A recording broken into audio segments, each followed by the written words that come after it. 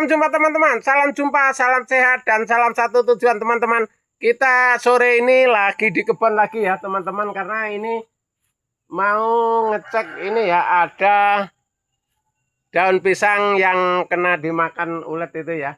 Uletnya model apa dan bentuk apa nanti mau kita bahas. Tapi sebelumnya teman-teman, subscribe, komen, dan tekan tombol loncengnya supaya video kita selalu tampil di tempat kalian ya. Setiap hari bisa tampil dan bisa nonton.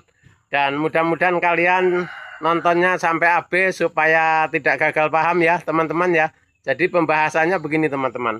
Untuk hari ini kita mau lihat ini dulu. Kita cek dulu.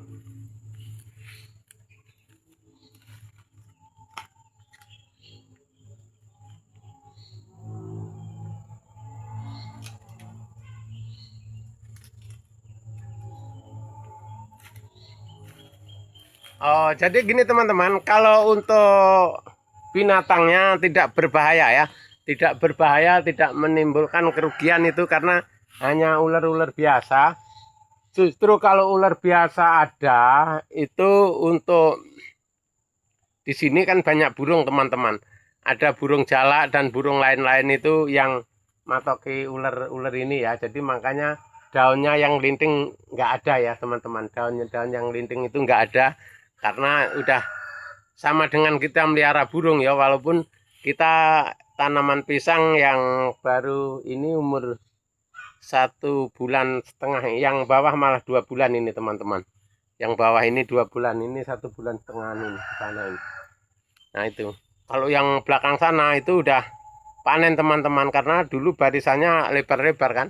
Ini sulaman ya, kita sulam.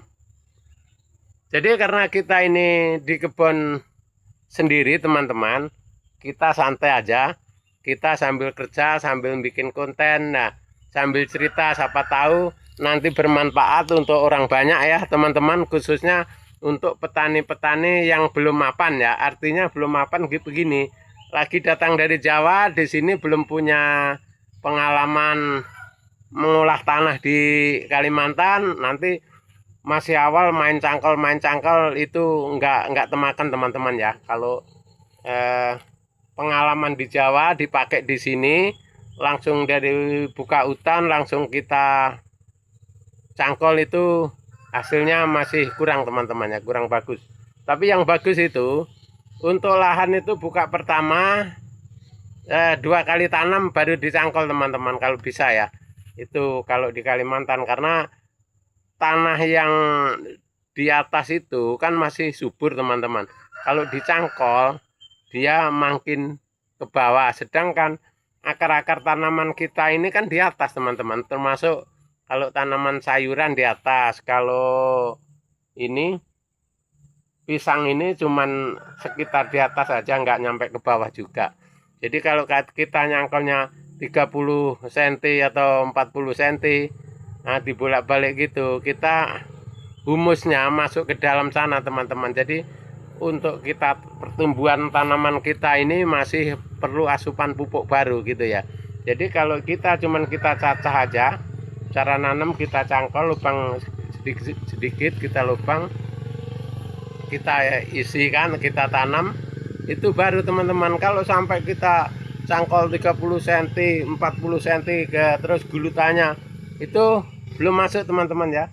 Kalau cabai itu bisa teman-teman, cabai cuman itu harus dipakai mulsa juga ya. Kalau nggak pakai mulsa ya gagal maning. Masalahnya itu tadi, umbusnya ke dalam, terus tanah ini belum begitu normal, yang di atas zat asamnya masih tinggi.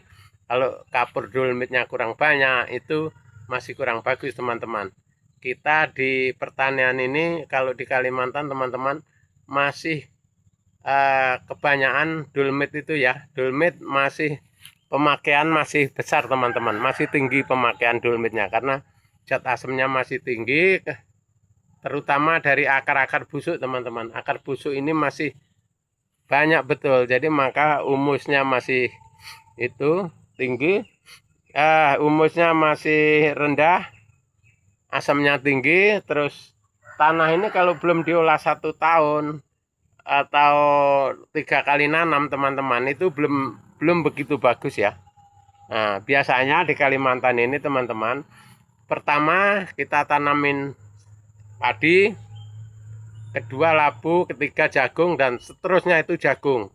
Kebanyakan gitu teman-teman kita di sini. Nah, sekarang sudah banyak yang alih ke dari jagung karena lahannya sempit kan, pindah ke sayuran, ada yang ke semangka, ada yang ke melon, ada yang ke ini tomat, bawang daun itu teman-teman ya.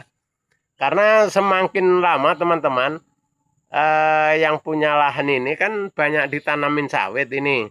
Jadi sehingga untuk pertanian pangan ini makin sempit ya.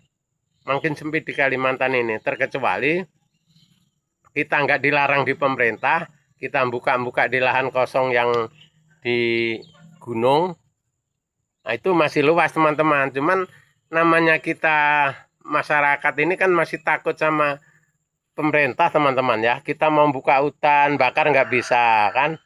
Nah, jadi terpaksa ya lahan yang sempit kita tanami, kita olah kayak sistem di Jawa. Artinya sempit, yang penting keluarkan hasil gitu teman-teman. Kita olah sebaik-baiknya. Daripada kita nanti sudah buka hutan, terus kita larang sama kehutanan dan sebagainya. Nah, karena di daerah sini masih ketat teman-teman ya. Masih nggak bisa mau serobot sana sini hutan itu. Keduanya kita nggak bisa bakar teman-teman. Tetap kita susah ya. Nah, susahnya apa? Kita bakar nanti kena denda. Nah, nggak dibakar nggak bisa nanam. Itu. Jadi makanya teman-teman kita sederhana aja. Ada lahan seadanya kita olah supaya jadi lumbung pangan ya. Gitu ya. Misalkan ada 1/4 hektar atau 1 hektar itu ada syukuri aja dulu kita olah, ditanamin macam-macam supaya kita bisa untuk biaya hidup teman-teman ya. Kita nggak ngejar banyak dulu ya, kita ngejar normal dulu. Yang penting sedikit, kalau kita normal penghasilan kita, insya Allah kita akan bahagia teman-teman. Karena bahagia itu bukan karena banyak duitnya, karena kita senang dan kita mau bersyukur teman-teman. Nah, kadang-kadang yang orang banyak duitnya belum tentu bahagia teman-teman ya. Yang bikin bahagia itu adalah dari diri kita sendiri, bersyukur, nikmati apa adanya hasil kita yang sederhana ini ya. Itu cara kita yang seusia saya loh teman-teman ya. Kalau usia muda masa bodoh lah. Usia muda itu karena jangkauannya masih luas. Kalau kita ini jangkauannya kan termasuk kalau sinyal itu kan sudah enggak terlalu nyala ya. Kalau sinyal itu udah agak lemah ya teman-teman. Kalau seusia kita sinyal itu udah agak lemah. Jadi tidak mengurangi hormat kepada yang muda-muda. Semangatlah ya untuk menempuh cara pertanian ke masa depan teman-teman ya. Disesuaikan sama omongan Pak Wapres menuju Indonesia emas. Nah, jadi emasnya kita apa? Emasnya kita tani ya mas tani ya. Itu ya. Itu simak sampai habis ya teman-teman. Oke, terima kasih teman-teman. Semoga bermanfaat. Sampai jumpa di video kita yang akan datang.